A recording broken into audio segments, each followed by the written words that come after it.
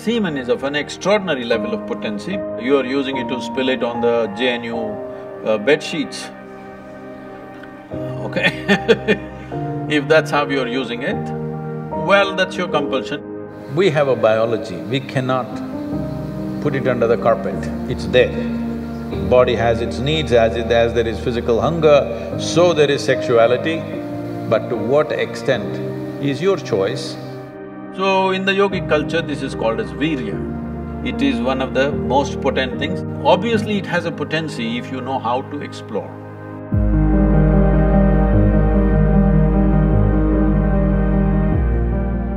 Namaskaram, Sadhguru. I want to know that when a student steps into college, all of a sudden he or she gets access to a huge amount of pornographic material which so far was off limits for him or her. And in the process, he or she enjoys that, and as we said, he or she experiences heaven on earth. But, and we even have nicknames for those people who overdo it. They masturbate. We overdo it sometimes. So how do we know how much of that is good or bad? And so can we have the truth about masturbation? Oh, looks like a popular question, eh?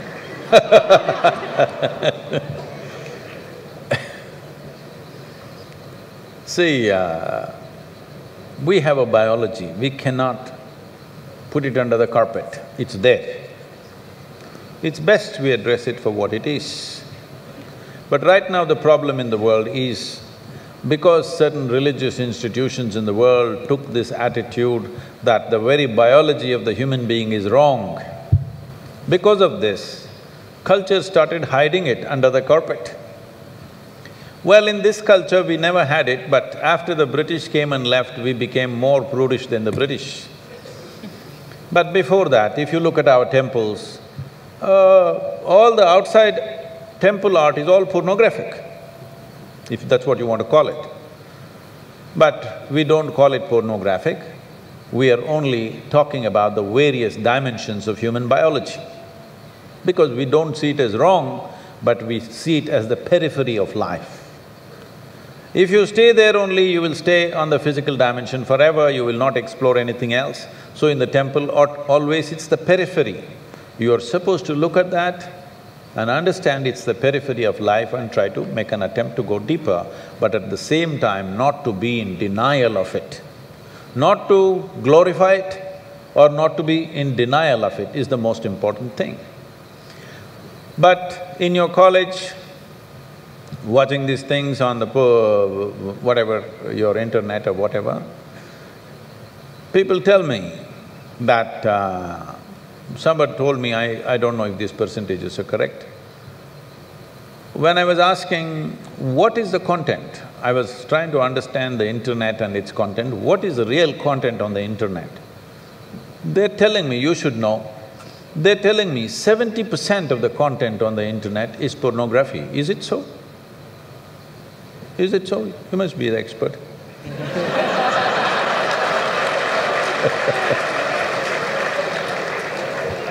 Is somebody doing PhD on it? They told me 70%. I said 70% is unreasonable and sick levels of pornography. If it occupies a small percentage, it's okay. 70% of a technological platform which could do millions of things, unfortunately is pornographic. Just biology of life is very unfortunate because once you come as a human being, your biology is not the front end of your life. It is one part of your life. This cerebral capability came so that your intelligence becomes the front end of your life, and if you become conscious, your consciousness becomes the front end of your life. Biology is the front end of a bull. It's okay for him, that's all he knows. But biology should not be the front end of a human life, it is part of our life. We are not denying it. So, at a certain stage in your life, it's like this. A 95-year-old man went for a medical checkup with his doctor. The doctor did a thorough checkup and said, "Hey, old boy, you're doing great for 95, no problem with you." Then the old man asked, "Doctor, but what about my sex life?" Then the doctor looked at him and asked, thinking about it or talking about it?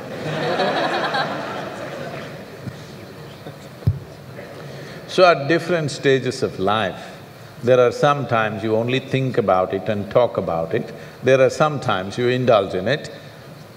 These are passing phases of life. How much of it is needed for you, you are the best judge. But at the same time, you came here not to explore your biology. At least you should have gone to MSc in biology.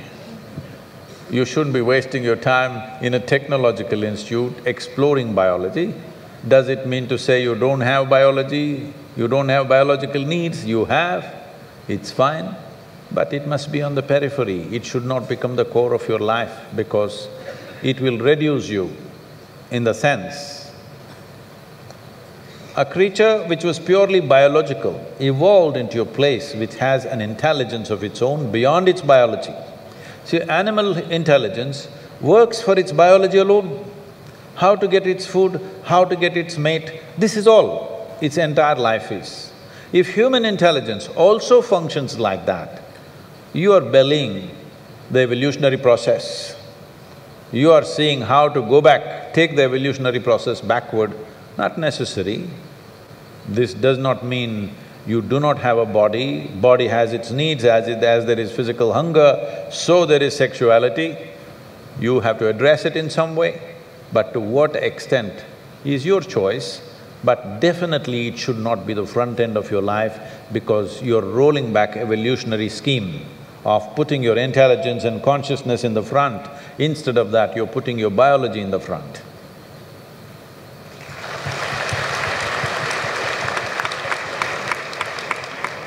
How important is a man's semen for physical, mental and spiritual well-being? Can wasting our semen damage us spiritually? Well, you know, semen is the basis of your physical existence, whether you're a man or a woman. You have come into existence because that is 50% of the ingredient, yes? Well, we have skin, we have epithelial cells, we have hair, we have many other aspects of body, you know, heart, liver, kidney, so many things. All these cells are of a certain potency in their own way, but semen is of an extraordinary level of potency, it can create a whole new life. Well, today you can take an epithelial cell and do a lot of things in a laboratory and maybe we can clone you, all right? So the potential is here also, but it is not in the same dynamics as it is in a cell, which you're referring to as semen. So in the yogic culture, this is called as virya. Virya also refers to what you call as vajra, which means stability, or diamond, which is the hardest thing. So in the human body, virya is considered to be like vajra. That means it is one of the most potent things if you know how to use it. Well, how to use it means you can use it to produce a child, that's one thing. Well, if this question is coming because you are using it to spill it on the JNU bed sheets, okay? If that's how you're using it, well, that's your compulsion, you're doing whatever you're doing. This is not something to be judged morally. That's not the point, it's a question of what is the level of compulsion that one has. But anything in this body, can it be transformed into a different level of function? Absolutely. Not just semen, just everything in this body can be transformed. See, suppose I gave you all soup-making ingredients, same soup-making ingredients to every one of you. Do you believe all of you will produce the same soup? No. You will produce 500 varieties of soups, those same ingredients. That's all that's happened with us right now. All of us are fundamentally same ingredients, but see how different each one of us are. Different soups. Well, if I give you soup-making ingredients, either you can make a great soup or a lousy soup. Depends what kind of skills you have, isn't it? So this goes for everything, not just for semen. Every dimension of your body and your mind, you can transform into something tremendous, or you can make it mediocre, or you can make it a serious problem. Every aspect of your life. That goes for this aspect of life also. This same energy, see, people are making it literal translations, but if you want to produce a certain, let's say epithelial cells, how much energy the body spends on it? And if you want to produce a cell which you call a semen, how much energy body spends is very different. This can be scientifically established. So, when you're investing so much energy in that, obviously it has a potency if you know how to explore. But are you competent to explore? Are you capable of exploring? Do you have the necessary sadhana and guidance to do that? That's a big question mark.